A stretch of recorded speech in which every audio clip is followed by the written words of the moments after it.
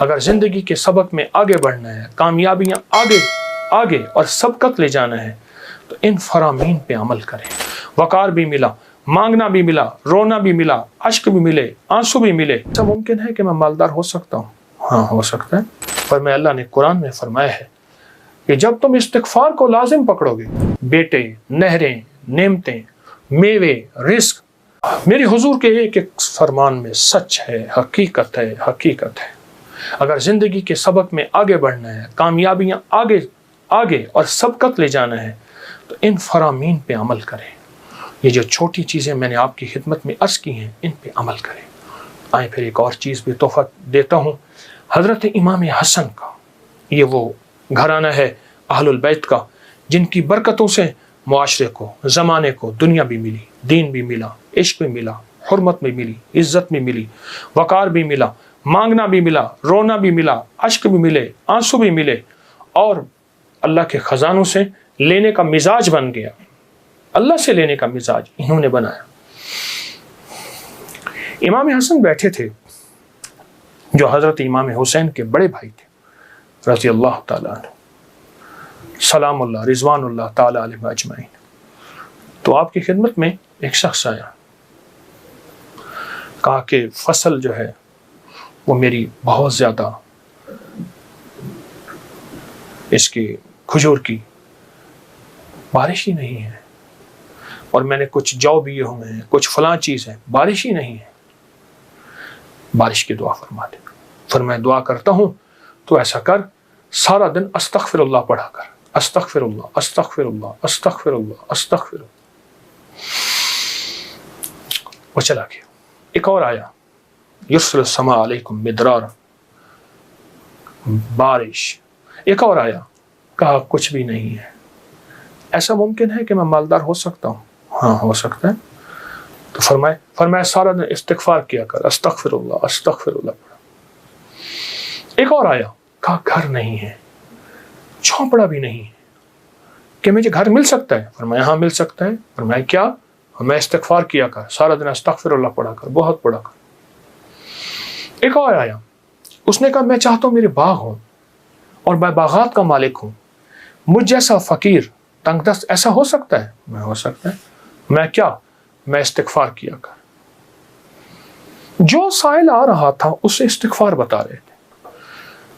جب سارے سائل چلے گئے تو غلام نے پوچھا آقا آج آپ نے ہر بندے کو استغفار ہی بتایا ہے، کیا وجہ ہے؟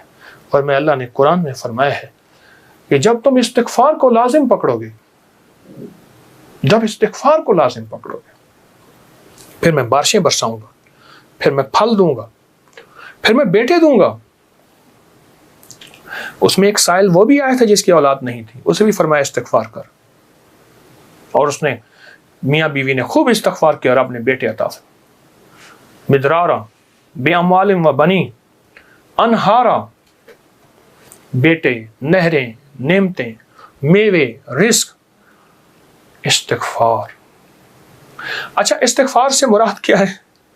استغفار، میں کسی ملک کے ایئرپورٹ پہ جا رہا تھا تو ایک صاحب نا 4 ویل والا وہ بڑا سا وہ تھا بریف کیس، اس کے ہینڈل سے اس کو چلائے جا رہے تھے ایسے تیزی سے، تو ایک دم فلائٹیں نکل رہی تھیں، راستہ تھا، تو ایکسکیوز می ایسے کرتے نہیں، یوں نکل رہے تھے، تو مجھے استغفار یاد آیا، اور ایکسکیوز می کہتے تھے نا، لوگ راستہ دے دیتے تھے۔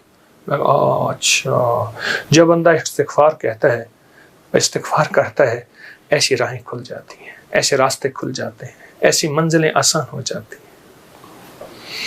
کیوں؟ فرمایا تم سارے کے سارے خطا کار، آقا کا فرمان ہے، مفہوم ہے، اور بہترین خطا کار وہ ہے جو توبہ کرنے والا۔ استغفار کے معنی یہ ہے کہ اللہ میں اعتراف جرم کرتا ہوں، اعتراف جرم کرتا ہوں۔ ہمارے یہاں ایک گھر کے قریب نا ایک دوسری گلی میں آرا مشین تھی، یہ لکڑیاں کاٹنے کی، تو اس کا ایک ٹریکٹر ڈرائیور تھا، پرانا روسی ٹریکٹر تھا جو بڑے بڑے تنے اٹھاتا تھا اس کے درختوں کے۔ تو ڈرائیور جو تھا وہ ہمیشہ جو ہے وہ گاڑی اپنا ٹریکٹر درمیان میں چلاتا تھا، کبھی دائیں بائیں اتارتا نہیں تھا، پھر لڑائیاں بھی ہو جاتی تھیں، جھگڑے بھی ہو جاتے تھے، مار کٹائیاں بھی ہو جاتی تھیں۔ وہ ڈرائیور میں نے دیکھا ہوا، بیچارہ ایک حادثے میں فوت ہوا۔ اچھا اس کے مزاج میں ایک عجیب بات تھی، وہ نا جاتے ہی لڑائی کر لیتا تھا، جھگڑے کر لیتا تھا، کبھی ٹریکٹر کا ویل نیچے نہیں اتارتا تھا، جھگڑا کرنے کے بعد سارا کچھ کرنے کے بعد وہاں پہنچ کے اپنی قمیض اتارتا تھا، پولیس والوں کو کہتا تھا، تھانے والوں کو، یا جہاں کہیں اس کو لے جاتے تھے انصاف کے لیے یا جھگڑے کو ختم کرنے کے لیے، کہتے مجھے مارے، میں مجرم ہوں۔ وہ کہتے بات کیا ہے؟ کہتے مارے میں مجرم ہوں۔ اب وہ کیسے مارے؟ بات تو سنیں۔ اچھا وہ بات تھی ایسی کہ اس کو مار پڑنی تھی، جب وہ کہتا تھا مجھے مارے تو مار پڑتی ہی نہیں تھی۔ کیوں؟ اس نے آتے اعتراف جرم کیا۔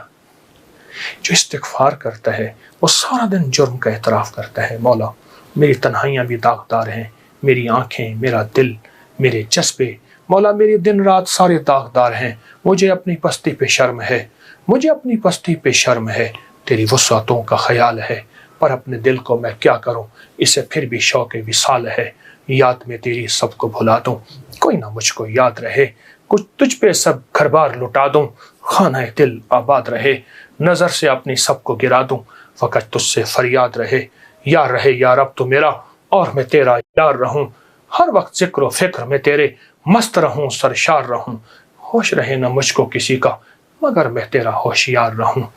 ہاں یہ استغفار ہے کہ مولا مجھ سے بڑا کوئی دنیا میں مجرم ہے ہی نہیں، میں نے اپنے جرم کا 100% اعتراف بھی کرتا ہوں، مجھ سے بڑا کوئی مجرم نہیں۔ جب بندہ اس جذبے پہ آتا ہے پھر اللہ کے خزانوں سے اس کے لیے حیرت انگیز برکت، رحمت، رزق، عزت، وسعت، عطا، شفقت اور رحمت کے دروازے کھلتے ہیں۔ اللہم صلی علی محمد عبدک و رسولک وصلی علی المؤمنین والمؤمنات والمسلمین والمسلمات یا اول الاولین و یا آخر الآخرین یا ذی القوة المتین یا راحم المساکین یا ارحم الراحمین یا اکرم الاکرمین یا اجود الاجودین یا ذی الجلال والاکرام۔